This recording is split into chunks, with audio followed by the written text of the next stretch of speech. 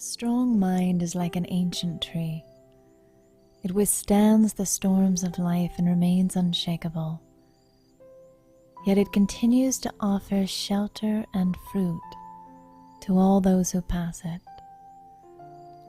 To have this kind of strength, a tree needs to drink in sunlight through its leaves, and it needs deep and wide roots to anchor itself in the soil. We would like to tell you the story of a man with that kind of power. The sunlight that nourished and strengthened him was his pure vision for humanity, and the roots that anchored him to his destiny were powerful actions.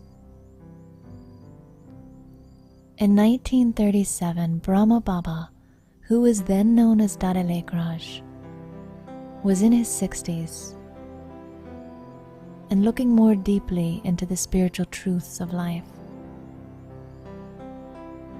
One day, while in a meditative state, a warm energy surrounded him, and he had a vision of a luminous, beautiful point of light, an ocean of love that he understood to be the Supreme Being. Over time, the visions continued. He had a vision of a world destroyed by calamities and war, and that was followed by a vision of a beautiful age of peace, where souls lived like diamonds in the human form, luminous, radiant, and divine on the earth. Over time, he grew in power and wisdom. Those who looked at Brahma Baba in his early days had powerful experiences.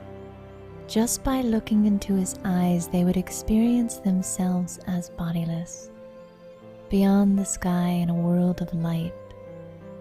He had a firm awareness that we were spiritual beings having a human experience, and this awareness gave others the power to experience their souls. But the power of this vision didn't come overnight. Every morning, he would bathe in the sunlight of God's love and truth and wisdom. This practice transformed his vision for the world. He began to see everyone as a precious child of God who had somehow gotten lost in the darkness of matter and time. This loving vision inspired him to do something revolutionary. He shared this knowledge with everyone, regardless of their gender, regardless of their caste, regardless of their level of education. Women who were not allowed religious freedoms were allowed to come to the ashram in Hyderabad and follow a pure life if they wish. This alone broke some of the systems of religion in India and caused great opposition. A party called the Anti-Om Party formed, and so great was their opposition that the spiritual university moved to Karachi in India. But like the storms that must come to make the tree strong, the Anti-Om Party followed them to Karachi. Late one night, a man broke onto the premises. With a knife in hand, he appeared at Brahma Baba's door.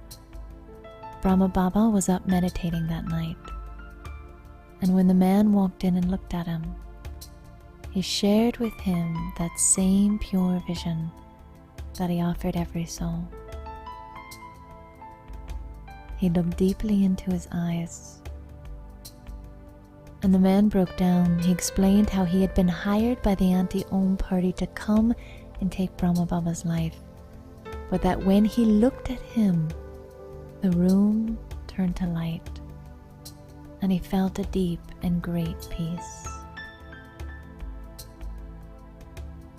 That was the last they ever heard of the Anti-Om Party.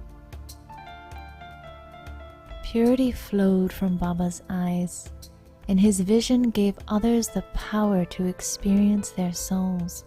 It gave them coolness of mind. It was the strength that nourished his being, but it also nourished the minds of countless others who came into his company.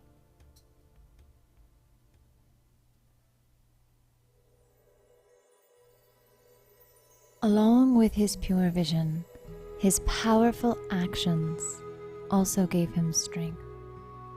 They became like roots that anchored him amidst the winds of day-to-day situations. One of the qualities that you always saw in his actions was surrender. For many people, they think of surrender as giving up, but for Brahma Baba, it was about giving everything he had to that which he loved, to the Supreme Being, and to the task of uplifting others. He would always say, walk with God, talk with God, eat with God. Let your hands do the work, but let your heart stay with the beloved. Like two friends who would instantly wake up and run to the other's house to study and play together, Brahma Baba could not stay without God. And he taught others to use every moment as an opportunity to draw close to truth. In Karachi, he would take them to the ocean, and as they were sitting by the ocean, he would tell them, look, see how the diver dives into the ocean and comes back with jewels and treasures and diamonds. In the same way, dive into the depths of knowledge and return with treasures. Whether they were looking at the ocean or washing dishes, he taught them to use every situation to draw close to truth and to give their thoughts to God. But in addition to giving his thoughts to God, he gave his every penny. As a jewel merchant, he was one of the wealthiest men in India. He gave everything he had to the development of the Brahma Kumaris. From the moment he woke up to the moment he closed his eyes, every minute of his day was dedicated to uplifting souls. Another quality that you saw in his actions was simplicity. Brahma Baba understood that simplicity keeps the soul close to truth, free from the clutters and the desires that can hijack us from the soil of our soul's work. He lived in a tiny hut, one room, a simple mat on the ground covered by a white sheet. It was his office, his bedroom, his study space, his everything. And though many would say, Baba, leave that old hut, he would say even one paisa given by someone has to be used for purifying souls and doing the service of giving them peace. I cannot use that for my own comfort and happiness. His simplicity highlighted his royalty.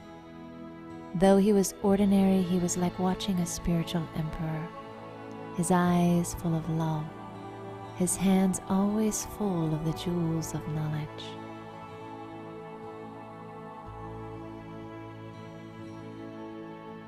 One way that he gave strength to others was by teaching them that the natural way to overcome weaknesses was to use their virtues and gifts to serve mankind.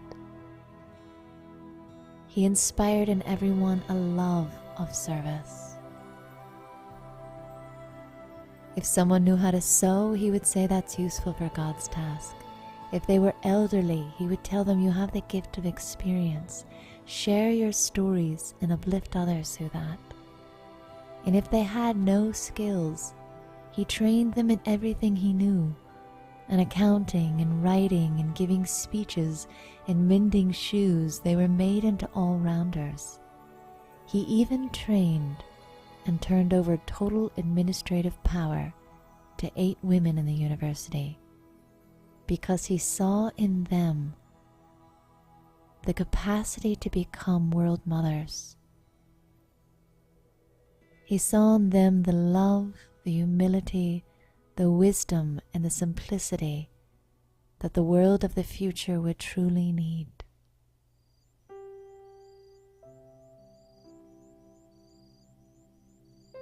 In 1969, Brahmababa left his body, but the legacy of his strength is what he left behind. Those who came young and inexperienced have now grown into spiritual leaders, world mothers, with the strength to offer love, peace, and wisdom to every soul they meet. Along with thousands of others, they continue to follow in the footsteps of Brahmababa and blaze the trail towards a life of joy and true spiritual power.